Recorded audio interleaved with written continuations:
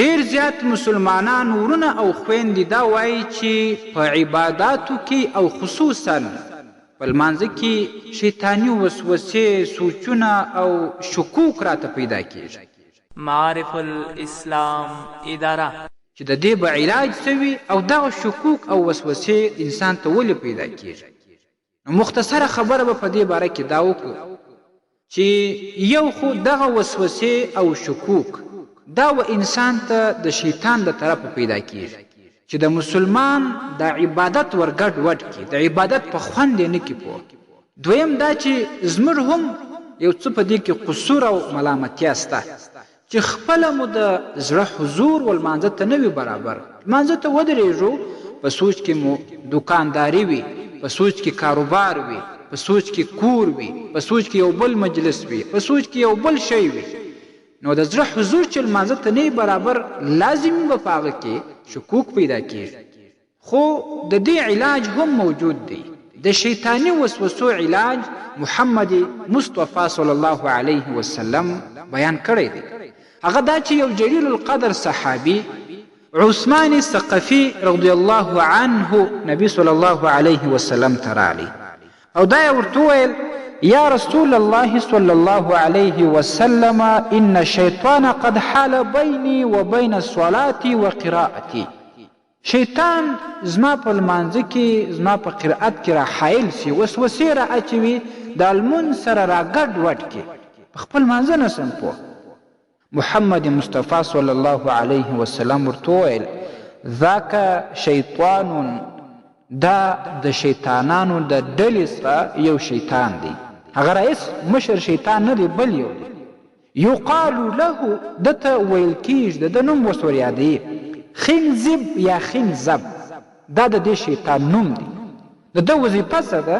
د ده وظیفه دا ده چې مسلمانانو ته په عباداتو کې وسوسې ورچي، عبادت ورباندې ګډ وډ کړي، د عبادت خوند ورنه ختم کړي.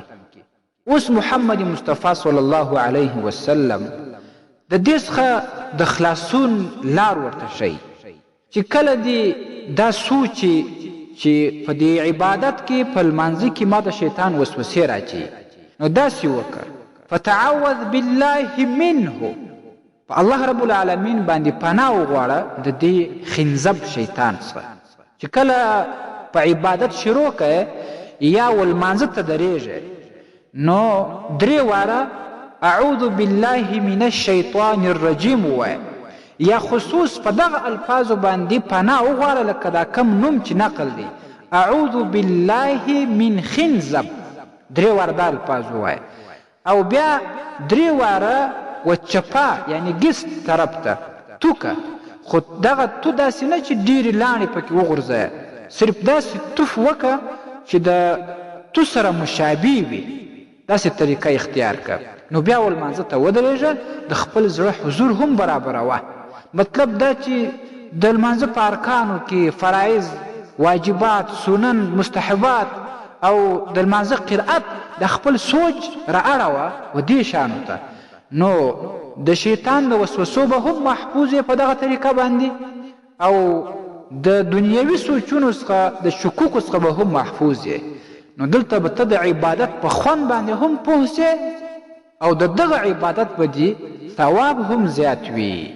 دغه طریقه چې کله جلیل القدر صحابي عثمان ثقفي رضی الله عنه اختیار کړل، هغه خپله دا اقرار کوي، خپله وایي: ففعلت ذلك، ما دغه طریقه وکړل، فاذهبه الله عني، الله رب العالمین زما نه هغه وسوسې ختم کړلې، هغه وسوسې، هغه شکوک رانه ولاړل، ختم شول. نو موږ هم باید دغه طریقه اختیار کړو. دا طریقه په صحیح حدیث کې ثابته ده، خو لیکن ډېر زیات مسلمانان د هغه نه ناخبره وي. په صحیح مسلم کې دغه حدیث راځي په رقم د 2203 کې، او بیا په دې باندې ښه تشریح په اکمال المعلم کې امام قاضي عیاض رحمه الله کړې ده. نو د لمانځه څخه مخکې دغه طریقه تاسې هم کوئ، 3 واره اعوذ بالله او 3 واره پر ګس یعنی چپه طرف باندې توکئ. ستاسې د اسلامي پوښتنو جوابونکی مفتي حکیم الله صابر الحنفي صاحب.